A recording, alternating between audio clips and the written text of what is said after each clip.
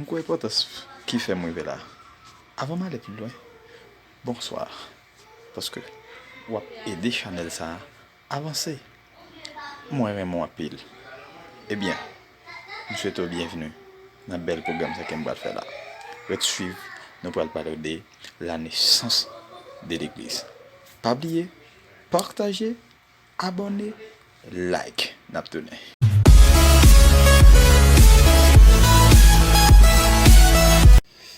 D'accord. Merci pour patience. La naissance de l'Église.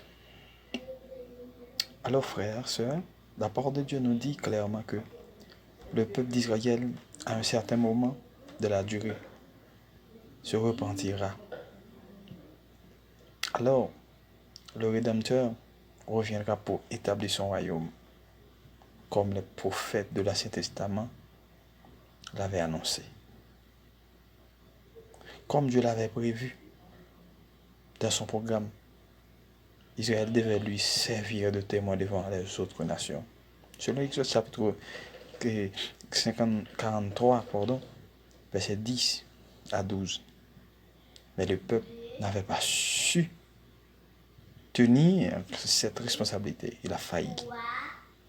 Dieu ne voulait point laisser le monde sans un témoignage de sa personne, de sa souveraineté. A fait choix de nouveaux témoins. De nouveaux témoins de Dieu dans le monde est l'Église. Nous voulons parler ici de l'Église universelle, l'Église composée des gens provenant de toutes les nations et de toutes les langues, selon Apocalypse chapitre 5, le verset 9. Qu'il s'agisse des Juifs ou des païens, ils forment tous un seul corps en Jésus-Christ. L'Église, selon Éphésiens chapitre 2, le verset 14 à 16. L'Église est le témoin de Dieu dans le monde jusqu'à ce que le peuple d'Israël soit repenti. Voyons Matthieu chapitre 22, 28, le verset 19 à 20. Alors, Satan n'avait pas vu, ou bien Satan n'avait pas pu empêcher la venue du Rédempteur. Maintenant, l'Église que le Rédempteur a bâtie constituée un grand ennemi pour lui à la prédication de l'Évangile.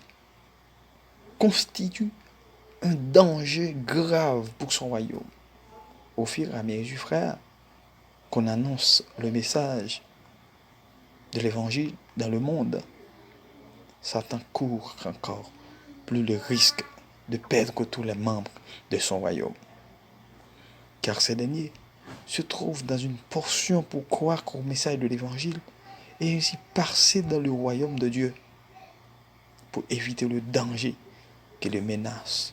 Satan a aveuglé l'intelligence des membres, des frères de son royaume afin qu'ils ne puissent voir clair et croire au message de l'Évangile. Maintenant, parlons de l'histoire de l'Église. L'Église a pris naissance au jour de la Pentecôte selon Acte 2. Depuis le commencement de l'Église, Satan cherche à freiner sa course à travers sa marche en avant. Pour ce faire, il lance contre l'Église trois types d'attaques. Premièrement, Satan essaie de remporter la victoire sur chacun des membres du royaume de Dieu, selon Thessaloniciens chapitre 3, le verset 5. Pour cette raison, chaque chrétien doit être un bon soldat de Dieu. Les chrétiens devaient se revêtir réellement de toutes les armes de Dieu afin de pouvoir résister au diable. Voyons Jacques chapitre 4, le verset 7, mes frères. Et deuxièmement, Satan n'a jamais cessé de persécuter l'Église. Il veut éliminer tous ceux qui constituent l'Église de Jésus-Christ sur la terre. Regardons en Acte 12, le verset 1 à 4.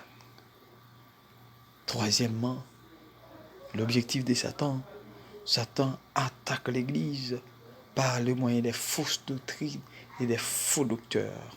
Acte 20, le verset 28, 30.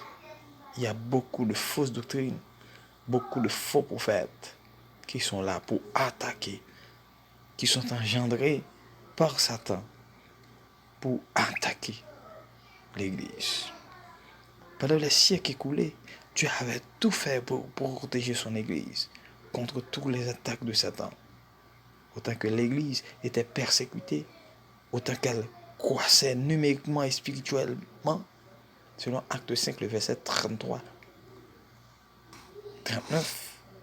Bien que Satan continue encore à aveugler l'intelligence des hommes, Dieu de son côté continue à sauver des gens. Alléluia. Et les faire quitter le royaume de Satan pour passer dans celui de Dieu. Dieu a un plan pour nous, frères, et Satan aussi, il a un plan. Arrivé à un certain moment, l'Église aurait fini de réaliser tout ce qui était sous sa responsabilité. Sa mission sur la terre aura pris fin. Alors Jésus reviendra sans avoir donné aucun avertissement à l'avance pour juger Satan. Ce jugement, mes frères, commencera avec l'enlèvement de l'Église. L'enlèvement de l'Église est le grand événement le plus proche de programme de Dieu qui arrivera en Jean chapitre 14, le verset 3. Maintenant, frères, il est bon et fort de bien vouloir identifier l'objectif de Satan, les tentatives de Satan pour nous faire perdre le ciel.